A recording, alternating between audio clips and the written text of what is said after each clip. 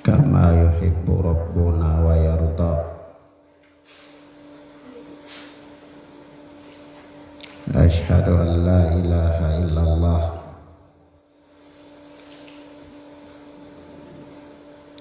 wahdahu la syarika lah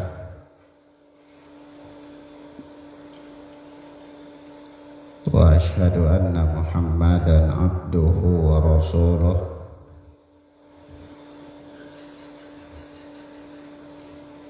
sallallahu alaihi wa ala alihi wa ashabihi wa man tabi'ahum bi ihsanin ila yaumiddin.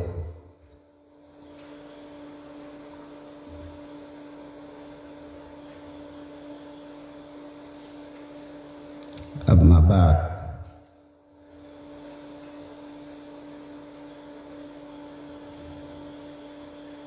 Ma'asyiral muslimah,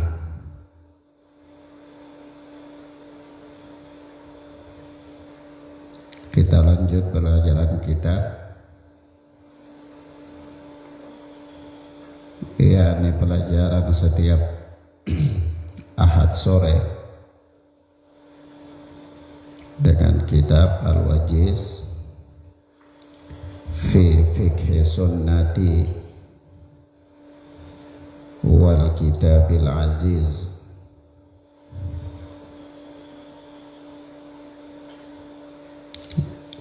yakni sebuah kitab yang berisikan pembahasan terkait dengan persoalan-persoalan fikih yang merujuk kepada sunnah Nabi sallallahu alaihi wa alihi wasallam dan Alkitab, yakni Al-Quran,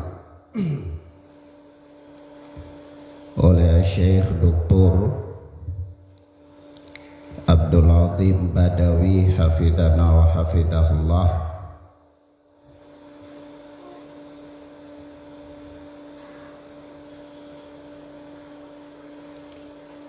Nah,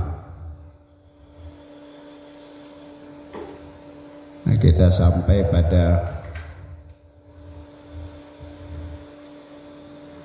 atau kita masih berada pada pembahasan adabul khala', adab-adab yang berkaitan dengan buang hajat.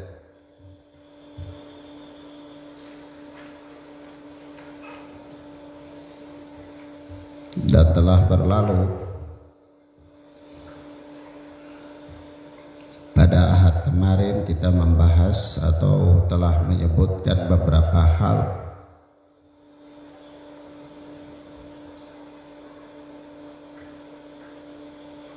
dan diantaranya adalah la yajuzu istiqbalul qiblati wa istidbaruha fis sahara'i wala fil bunyan, yaitu tidak boleh menghadap kiblat atau membelakangi kiblat ketika berada di ruang terbuka atau di dalam bangunan seperti toilet atau yang semisalnya ketika buang hajat, apakah buang air besar ataukah buang air kecil. Dan ini telah berlalu penjelasan kita. Kemudian yang berikutnya adalah wa yukrahu ayyabula fi mustahammihi, yaitu makruh atau tidak disukainya buang air kecil di tempat pemandian, dari kolam renang misalnya,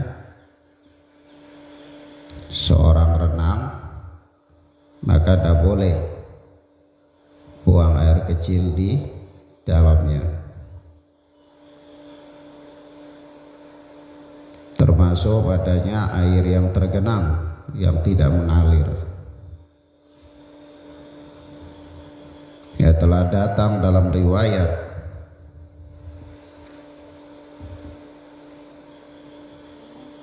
dari sahabat Abu Hurairah radhiyallahu taala anhu yang dikeluarkan oleh Al-Imam An-Nasai dan Al-Imam Abu Daud rahimana wa rahimahumullah, bahwa Abu Hurairah berkata, naha Rasulullah sallallahu alaihi wasallam ayyam tashita ahaduna kulla yaumin aw yabula fi muktasalih. Rasulullah sallallahu alaihi wasallam melarang salah seorang dari kami untuk bersisir setiap hari. Jadi bagi kaum laki-laki, laki-laki itu dilarang dandan setiap hari, karena itu merupakan tabiat wanita. Jadi kalau laki-laki kayak gitu, nanti lama-lama jadi banci. Nah, kayak ini dilarang. Au yabula fi muktasalih,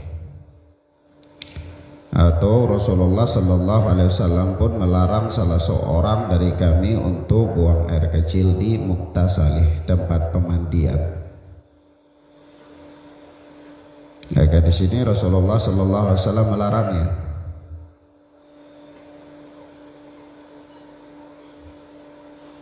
Dan termasuk di dalam bab ini adalah melarang buang air kecil di tempat, di air yang tergenang, yang tidak mengalir.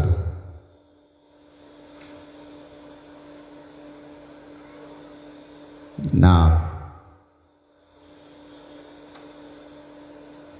atau di dalam bak atau yang semisalnya.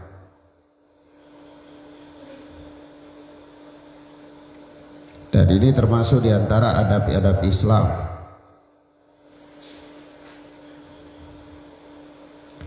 Di samping larangan ini adalah larangan yang bersifat ibadah,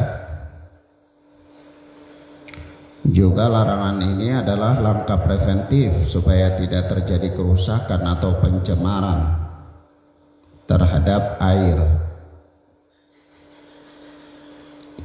Karena memang air di dalam kolam itu ketika tidak mengalir, ya kalau hal ini tidak dilarang, ya lama-lama bisa tercemar, airnya bisa terkontaminasi oleh tinja, di mana orang buang air kecil padanya. Maka Nabi Shallallahu Alaihi Wasallam melarang hal tersebut, dan ini juga merupakan suatu dalil bahwa agama Islam, agama yang mulia ini sangat memperhatikan kebersihan sampai dalam penggunaan air atau pemanfaatan air. Nah,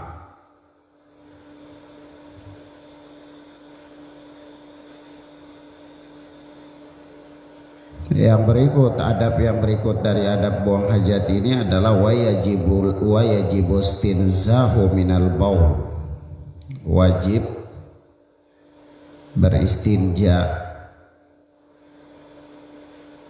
wajib beristinja dari buang air kecil. Hal ini bukan berarti kalau buang air besar tidak wajib beristinja, bukan. Tetapi memang ya terkadang orang meremehkan beristinja dari buang air kecil, dan kebanyakan manusia seperti itu. Maka di sini adalah sebuah penekanan bahwa wajib akan hal tersebut. Dan kalaulah beristinja dari buang air kecil adalah sebuah kewajiban, maka tentu ketika buang air besar lebih-lebih lagi.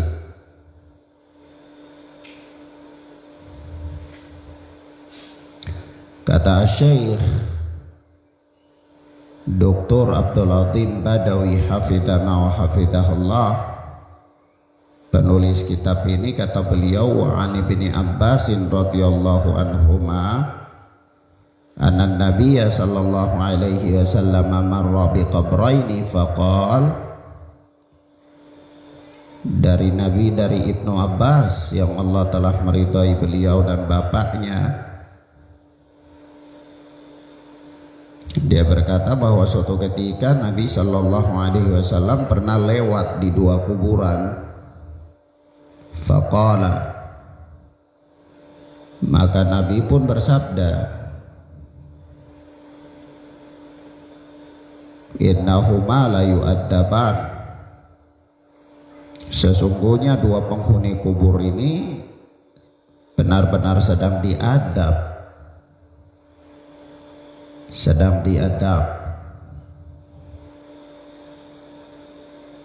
Wa ma yu'addabani fi kabirin, dan tidaklah atau bukanlah mereka berdua ini diadab karena perkara yang besar, yakni perkara yang berat. Perkaranya sepele saja,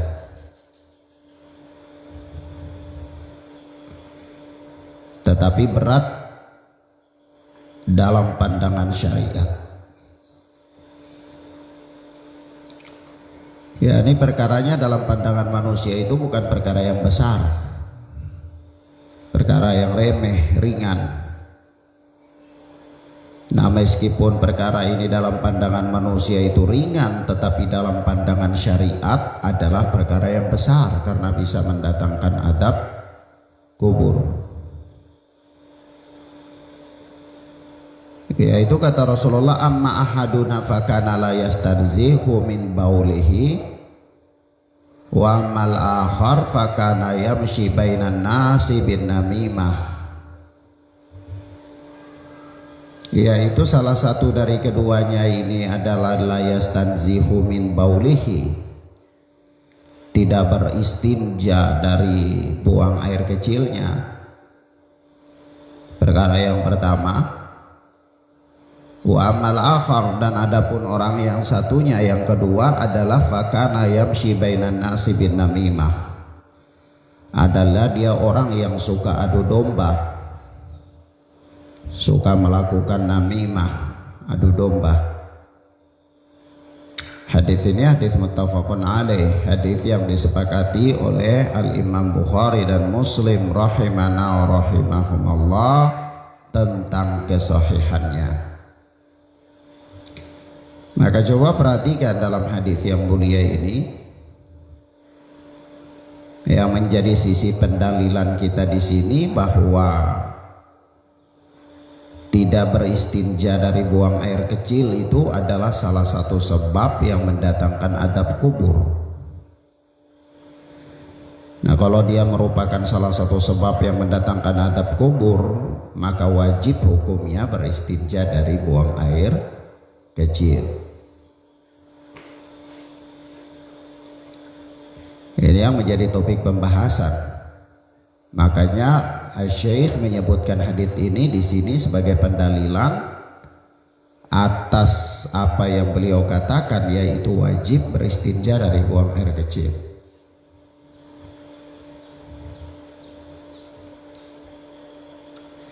Adapun yang berikut dari hadis yang mulia ini ada beberapa catatan tambahan yang kita sampaikan. Yaitu yang pertama, ya, faedah yang kita tambahkan, faedah tambahan dari hadis yang mulia ini keluar dari bab kita, yaitu ada dosa-dosa yang bisa mendatangkan adab kubur, bisa menjadi penyebab terjadinya adab kubur.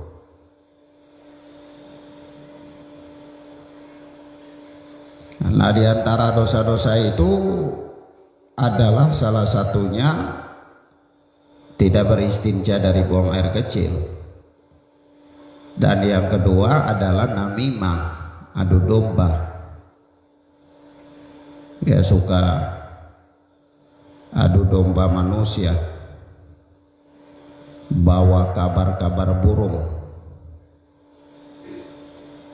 suka wiriwara dengan berita katanya si fulan bilang engkau gini. Datang lagi kepada si fulan, katanya saya dengar dia bilang kau tuh gini. Akhirnya terjadilah pertikaian di antara manusia. Sebabnya adu domba. Nah, karena demikian adanya, maka adu domba adalah merupakan salah satu dosa yang menyebabkan datangnya adab kubur atau ditimpahkan kepada pelakunya adab kubur. Ya, catatan yang kedua bahwa penetapan syariat tentang adanya siksa kubur itu hak, benar adanya. Jadi siksa kubur itu bukan cerita-cerita dongeng, bukan hayalan, tetapi benar, hak adanya. Demikian pula ada nikmat kubur, ada kenikmatan kubur. Yang ketiga, catatan yang ketiga bahwa setiap hamba yang cerdas, setiap seorang muslim, dia wajib untuk menjauhi hal-hal yang bisa mendatangkan siksa kubur. Nah, diantaranya upaya dia untuk beristinja dari buang air kecil itu adalah merupakan usaha untuk menjauh dari hal-hal yang bisa mendatangkan adab kubur. Demikian pula semestinya seorang muslim atau muslimah berusaha untuk menjauhi namimah, karena namimah juga adalah merupakan dosa yang dapat mengakibatkan pelakunya mendapatkan adab kubur. Adab kubur atau siksa kubur itu adalah siksaan yang diderita oleh seseorang ketika dia berada di dalam alam kubur. Nah, alam kubur ini dinamakan juga alam barzakh, alam yang memisahkan antara alam dunia dan alam akhirat. Itu masih namanya alam barzakh. Setiap orang yang wafat itu berada di dalam alam barzakh sampai hari kiamat. Nanti setelah hari kiamat baru dia apa? Digiring ke padang mahsyar. Kemudian dia melewati kengerian-kengerian hari kiamat, peristiwa-peristiwa yang terjadi setelah itu, sampai akhirnya penentuan apakah dia adalah orang yang menuju surga atau orang yang masuk neraka. Jadi alam barzah itu belum alam akhirat ya. Alam akhirat itu nanti terjadi setelah kiamat.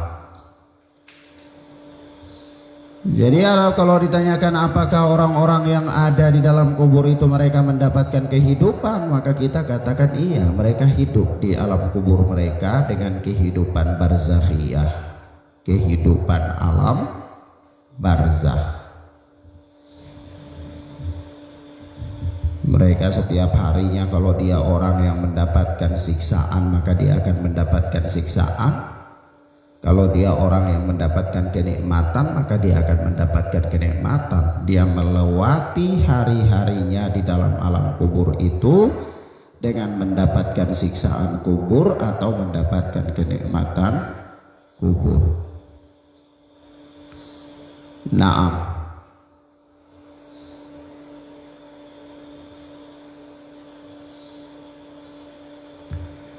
Yang berikut, adab yang berikut daripada adab mau hajat ini adalah tidak beristinja dengan tangan kanan. Karena memang tangan kanan itu digunakan untuk hal-hal yang baik, ya, bersisir, makan, ya, dan seterusnya dari hal-hal yang baik. Sampai para ulama mengatakan pakai jam tangan sekalipun di bagian kanan, di tangan kanan, itu berhias hal yang baik. Adapun tangan kiri adalah digunakan untuk hal-hal yang buruk, ya, hal-hal yang kebalikan dari itu. Maka orang berzikir misalnya dengan tangan kanan, ya. Orang istinja ya dengan tangan kiri. Orang melakukan hal-hal yang buruk, yang jelek, ya dengan tangan kiri.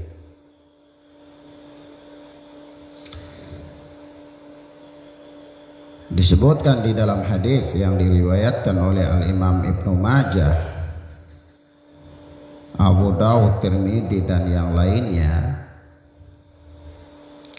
dari sahabat Abu Qatadah radhiyallahu taala anhu, bahwa Rasulullah sallallahu alaihi wasallam bersabda, "Idza bala ahadukum fala yamassa dzakarahu bi yaminih wa la yastanji bi yaminih." Apabila salah seorang dari kalian buang air kecil, maka janganlah dia memegang kemaluannya dengan tangan kanannya, dan jangan pula dia beristinja dengan tangan kanannya. Nah, di sini larangan. Ya, kalau kita lihat larangan itu, asal dalam larangan itu haram, ya. Sampai datang dalil-dalil yang mengatakan bahwa dia bukan haram, larangannya hanya bersifat makruh. Namun para ulama sebagaimana Al-Imam An-Nawawi rahimahullah mengatakan, istinja dengan tangan kanan itu hukumnya makruh, bukan haram. Wallahu a'lam bissawab.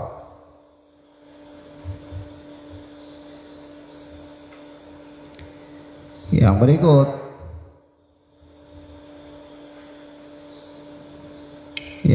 di antara adab buang hajat itu adalah wa yajuzul istinja'u bil ma'i au bil ahjar wa ma fi ma'naha wal ma'u afdhal.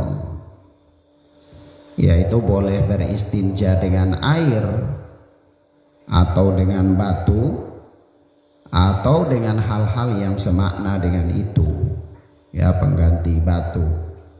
Ya, kalau di pesawat-pesawat atau di hotel-hotel di luar negeri, Indonesia belum tahu, ya, tapi itu rata-rata, ya, kebanyakan persediaannya itu di toilet itu kebanyakan menyediakan tisu, bukan air. Nah, jadi tisu ini bisa sebagai pengganti daripada ahjar, batu atau air, ya, atau sesuatu yang permukaannya kering, ya, kasar dan bisa membersihkan. Kalau beristinja, bersuci, ya, membersihkan najis dengan air itu namanya istinja. Kalau membersihkan najis dengan benda selain air, semisal batu, tisu atau yang semisal, itu namanya istijmar. Namun kalau ditanyakan di antara kedua ini mana yang afdol, mana yang lebih utama, yang digunakan untuk bersuci dari najis, yakni beristinja, maka jawabnya air. Kan di sini penulis mengatakan wal ma'u afdal, dan air lebih utama dalam menggunakannya.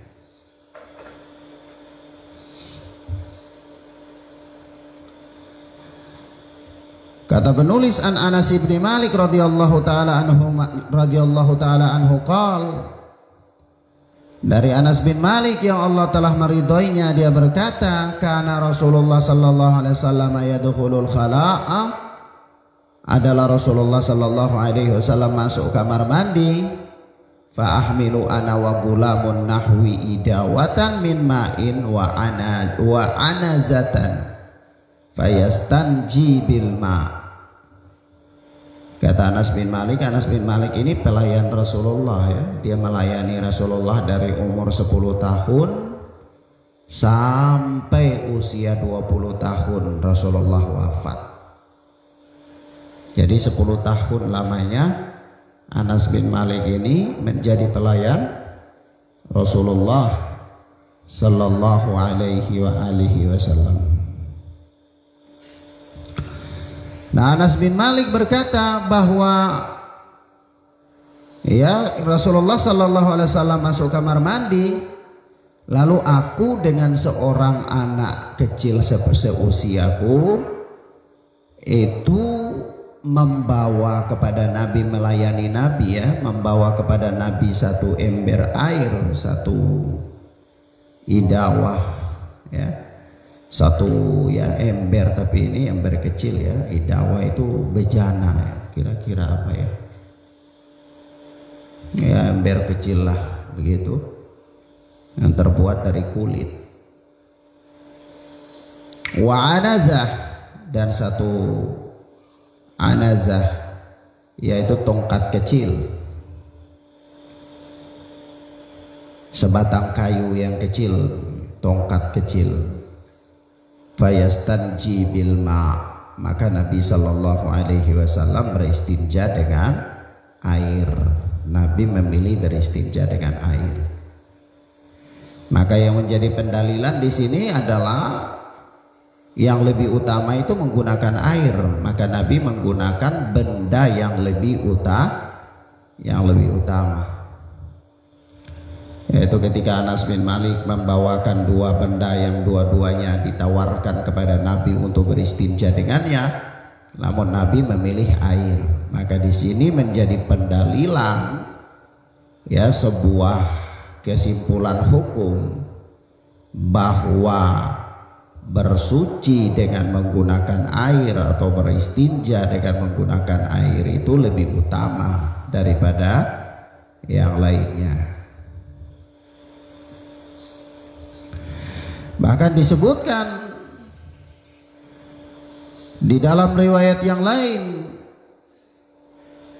yang dikeluarkan oleh Imam An-Nasai dan Imam Abu Dawud rahimana wa rahimahumallah dari Aisyah radhiyallahu taala anha, bahwa Aisyah berkata, "Anna Rasulullah sallallahu alaihi wasallam qala", bahwa Rasulullah sallallahu alaihi wasallam bersabda,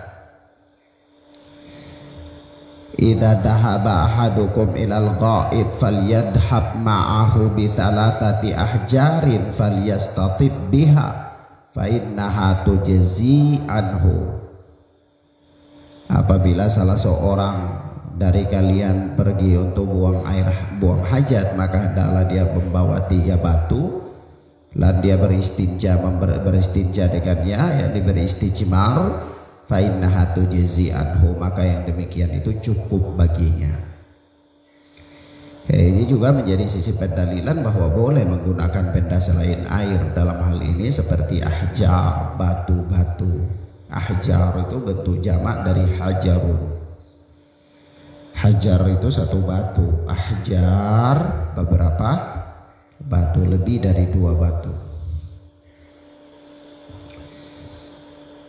Maka di sini menjadi pendalilan ya bahwa boleh beristinja dengan benda selain air seperti batu atau hal-hal yang semakna dengannya.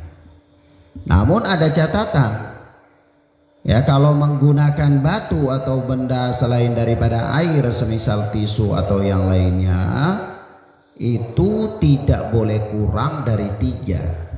Jadi kalau orang beristinja menggunakan batu tidak boleh kurang dari 3 batu. Kalau tisu ya tidak boleh kurang dari 3 tisu. Itu jumlah minimal, jumlah paling sedikit yang wajib ketika seseorang beristinja dengan menggunakan benda selain daripada air.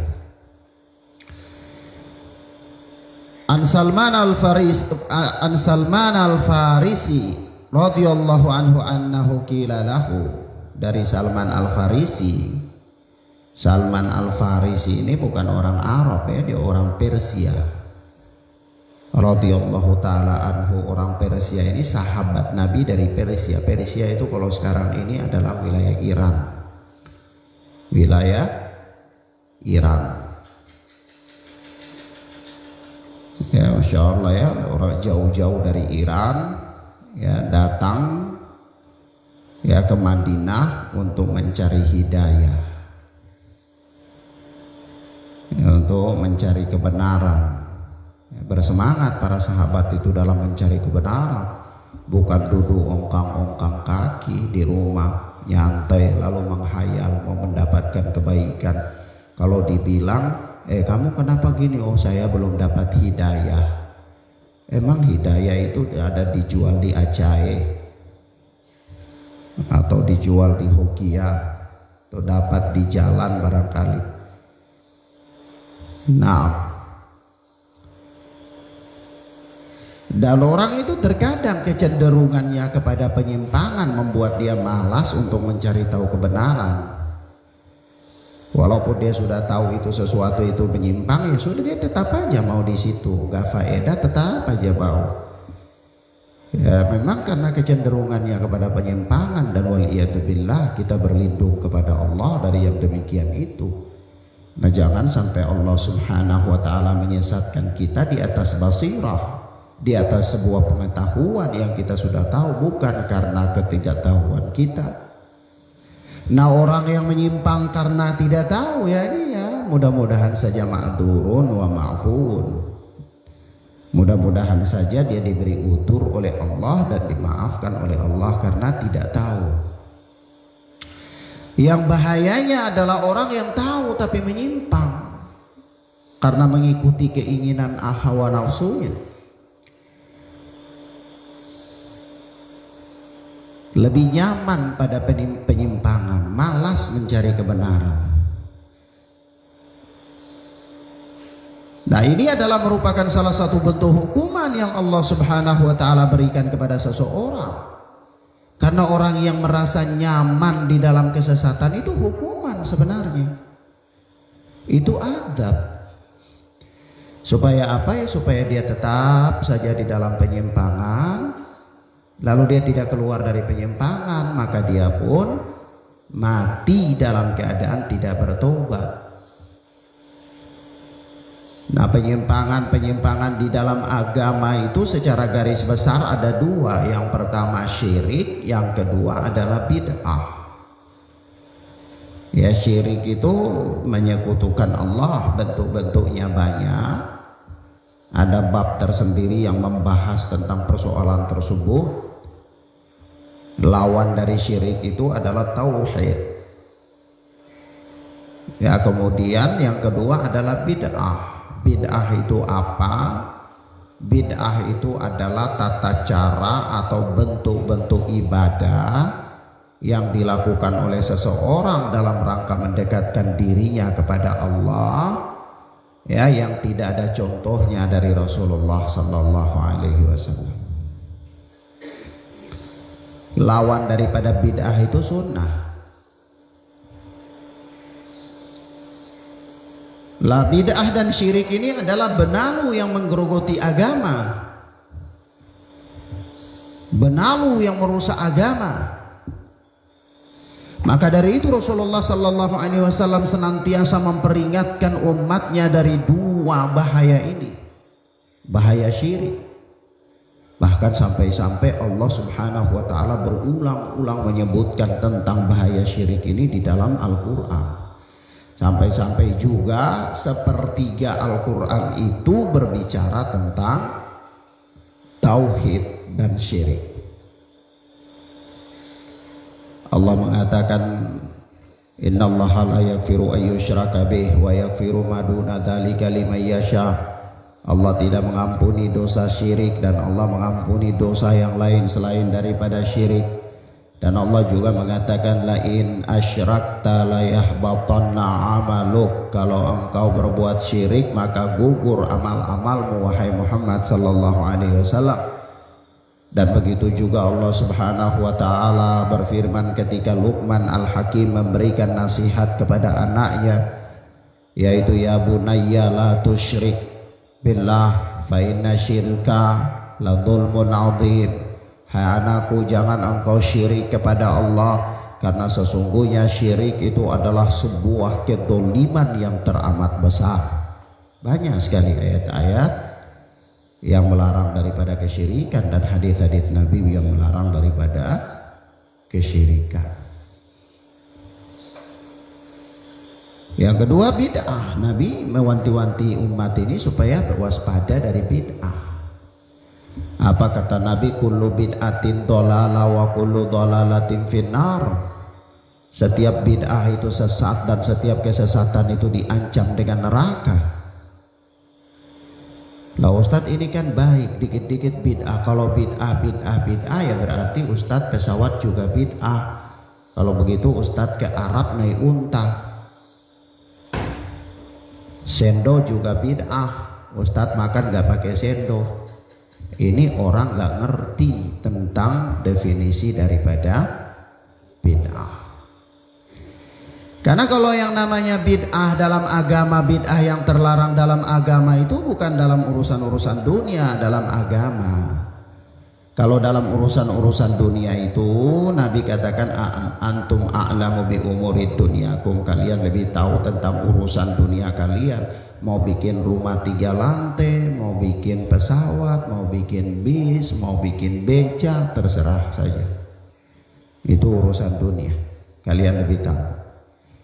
Tapi kalau dalam urusan ibadah, Nabi mengatakan man amila amalan laisa alaihi amruna fahuwa raddun. Barang siapa yang beramal dengan suatu amalan yang tidak ada contohnya dari kami, kata Nabi, fahuwa raddun, maka amalan itu tertolak.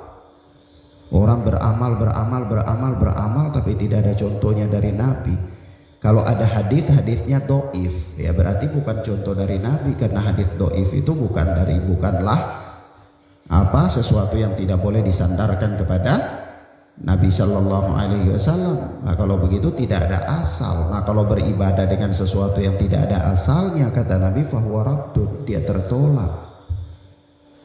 Allah Subhanahu wa taala mengatakan wa qadimna ila ma amalu min amalin faja'alnahu haba'an manthura. Kami hadapi amalan-amalan yang mereka lakukan itu, lalu kami jadikan amalan-amalan itu bagaikan debu yang berterbangan sia-sia, tidak ada faedahnya. Kenapa? Karena amalan itu dibangun tanpa dalil, dilakukan tanpa mempunyai sumber hukum yang kuat dari Nabi Sallallahu Alaihi Wasallam. Tetapi anehnya orang yang memang merasa lezat, merasa nyaman, merasa nyantai dalam kebid'ahan, dalam penyimpangan, ya karena memang itu adalah talbis daripada iblis, pengkaburan, tipu daya yang dilakukan oleh syaitan. Kenapa? Karena syaitan itu lebih suka terhadap bid'ah daripada maksiat. Jadi al-bid'atu ahabba ilal iblis minal ma'siyah. Ya, bid'ah itu lebih dicintai oleh iblis daripada maksiat. Kenapa? Karena maksiat itu pelakunya diharapkan bertobat, sementara bid'ah itu tidak bertobat. Coba aja orang yang minum khamar itu, dia tahu kemaksiatan, pasti dia ingin bertobat. Orang main judi, ya, dan seterusnya, dia tahu itu kemaksiatan. Bahkan kalau kita larang dia pun ya doakan saya Ustadz gini.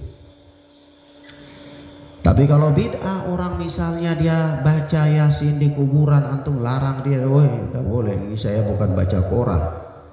Ngapain larang-larang, kamu larang saya baca Al-Quran ya. Maka dia tidak pernah bertaubat dari perbuatan tersebut. Padahal perbuatan tersebut tidak pernah diajarkan oleh Nabi. Dan perbuatan yang tidak pernah diajarkan oleh Nabi itu terhitung sebagai maksiat. Tetapi dia tidak bertobat darinya. Kenapa? Karena dia menganggap bahwa itu adalah upaya dia untuk mendekatkan diri kepada Allah. Tapi betapa ruginya dia ketika dia mendekatkan diri kepada Allah itu dengan sesuatu yang tidak diajarkan oleh Nabi. Memang dia lebih tahu tentang Allah daripada Nabi. Ataukah ada Jibril yang datang kepadanya untuk memberitahukan dia amalan tersebut?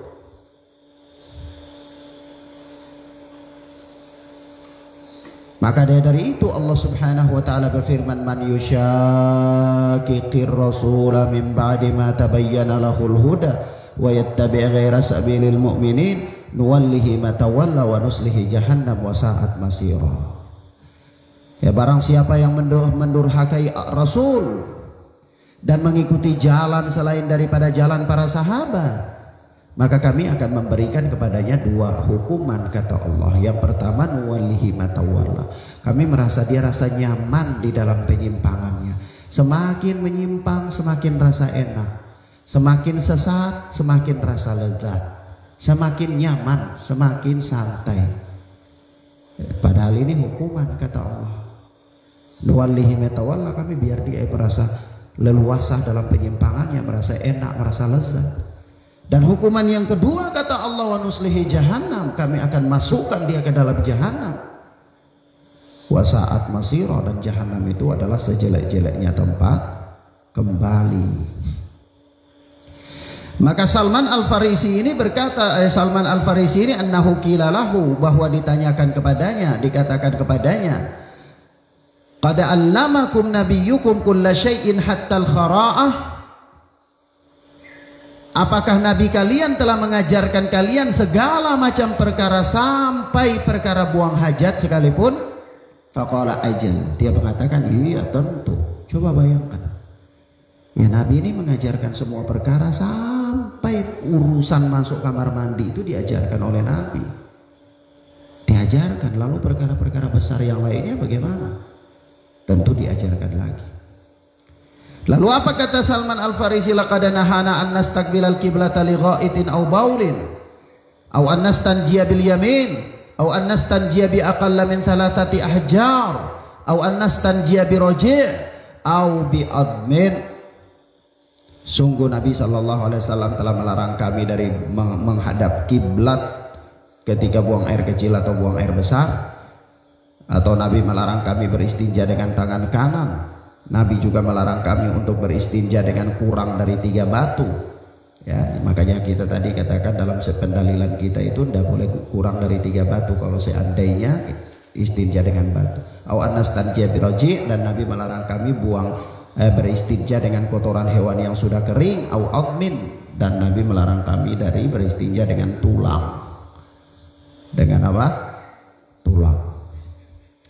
Taib, demikian ma'asyiral muslimah, ini beberapa hal yang bisa kita sampaikan pada kesempatan yang mubarakah ini. Mudah-mudahan bermanfaat bagi kita. Hadanallahu wa iyyakum wa barakallahu fikunna. Allahumma yassir lana wa la tu'assir alaina. Allahumma barik lana fima a'tait.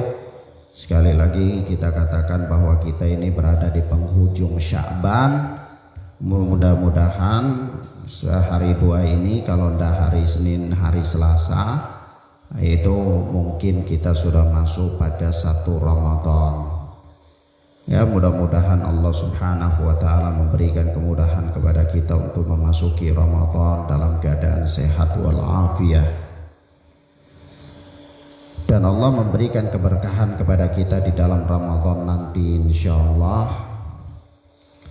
Wallahu ta'ala a'lam bis-shawab. Allahumma yassir lana wa la tu'assir alaina. Allahumma barik lana fima a'tait. Subhanakallahumma wa bihamdika asyhadu an la ilaha illa anta astaghfiruka wa atubu ilaik. Wassalamualaikum warahmatullahi wabarakatuh.